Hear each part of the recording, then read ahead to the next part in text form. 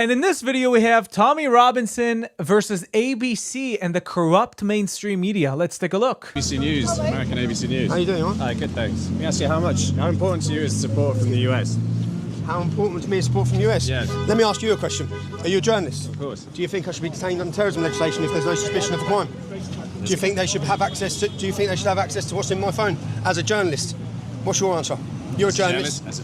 I would not want a journalist to have the state have access to their phone. So you support me today? Not necessarily. Why don't you support me today then? I'm a journalist and they detain me under terrorism legislation to get access to my mobile phone to see who I talk to and what my sources of information are. So you just said you wouldn't support that.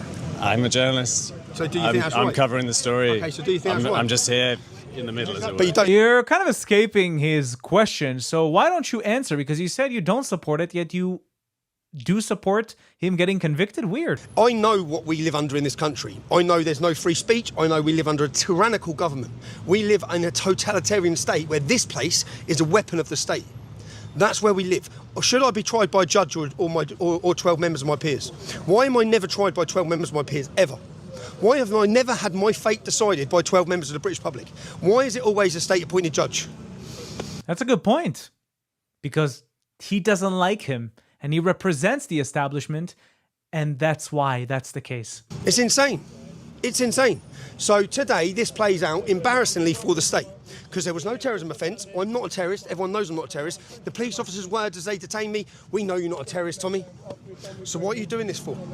You totally abused your powers. They just don't like Tommy Robinson. They don't like him because he's powerful. They don't like him because he's making a change. They don't like him because they know exactly what's going to happen in the next elections. Hopefully, Tommy's going to become Prime Minister of the United Kingdom, or he's going to form a political party and be a substantial part of it, because I have seen his support and it is grand. I have not seen anything like this with my own eyes. The British public loves Tommy Robinson, not what they portray him on the media. So I'm going to wish Tommy good luck with his trial. Hopefully he doesn't get convicted. And even if he does get convicted, you will just see that it will create a lot more angry people who support Tommy Robinson, who will rise up for him.